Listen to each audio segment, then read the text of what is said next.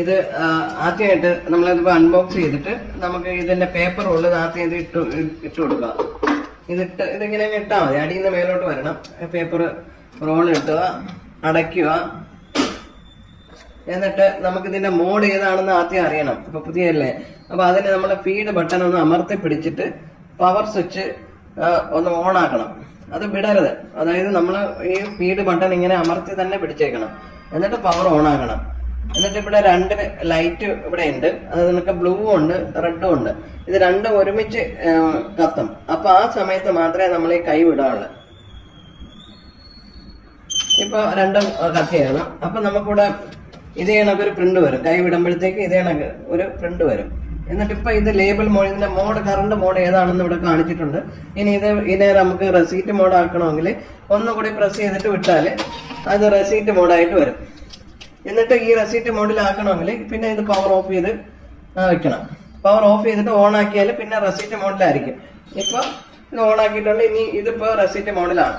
ഇനി ഇതിനെ ലേബൽ മോഡിലാക്കണമെങ്കിൽ വീണ്ടും നമുക്ക് എന്ത് ചെയ്യണം, പവർ ഓഫ് ചെയ്തിട്ട് ഇതിനെ ഹോൾഡ് ചെയ്ത് വെക്കുക.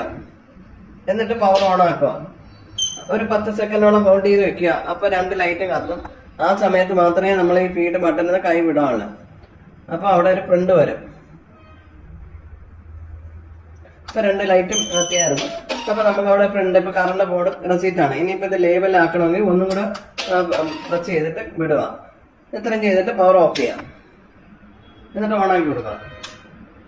ഇപ്പൊ ലേബൽ മോഡിലാണ്. ഇനി ലേബൽ റോള് മാറ്റി ഇട്ട് കൊടുക്കുക. ലേബൽ ഇടാനായിട്ട് ഇതിനൊക്കെ ലോഡ് ചെയ്ത് എങ്ങനെയാണ് ഇത് സ്റ്റിക്കർ ലോഡ് ചെയ്യുന്നതാണ്.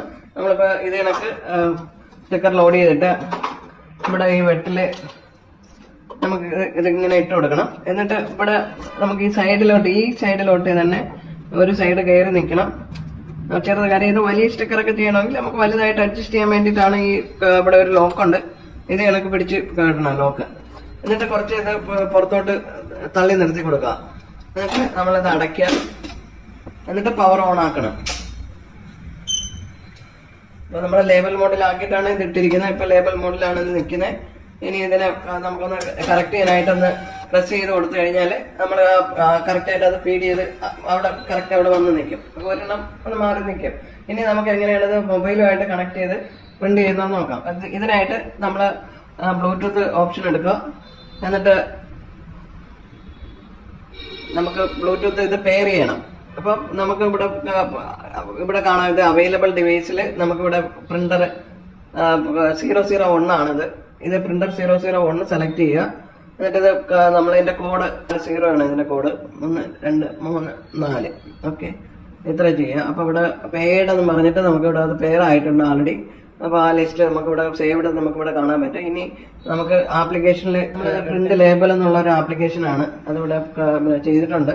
ഇവിടെ നമുക്ക് പുതിയ ലേബൽ ചെയ്യാനായിട്ടാണെങ്കിൽ നമ്മൾ ആ പേപ്പറിന്റെ സൈസ് സാധാരണ ഇപ്പൊ 50x30 സൈസിലുള്ള ഇപ്പൊ ന്യൂ ലേബൽ എടുക്കുക. അതിന് ഏതെങ്കിലും ഒരു പേര് കൊടുക്കുക. നമുക്ക് എന്ത് പേര് വേണമെങ്കിലും ടൈപ്പ് ചെയ്തിട്ട് സേവ് ചെയ്തിടാൻ വേണ്ടിയിട്ടാണ്.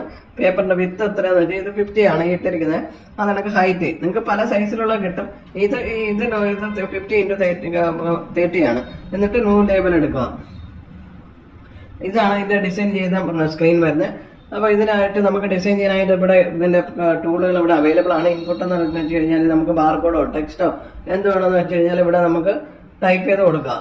ഇപ്പൊ ഇത് ടൈപ്പ് ചെയ്യാനായിട്ട് ഇവിടെ വേണമെന്ന കാര്യങ്ങൾ എന്ത് വേണമെങ്കിലും നമുക്ക് എവിടെ വേണമെങ്കിലും ഇത് ടൈപ്പ് ചെയ്യാനുള്ള ഓപ്ഷൻസ് ഉണ്ട്. ഇതിപ്പോ നമ്മൾ നേരത്തെ ഒരെണ്ണം ചെയ്ത് വെച്ചിരിക്കുന്നതാണ്. ഇതിനൊക്കെ നിങ്ങൾക്ക് ഇഷ്ടമുള്ള രീതിയിലൊക്കെ ഡിസൈൻ ചെയ്യാൻ പറ്റും.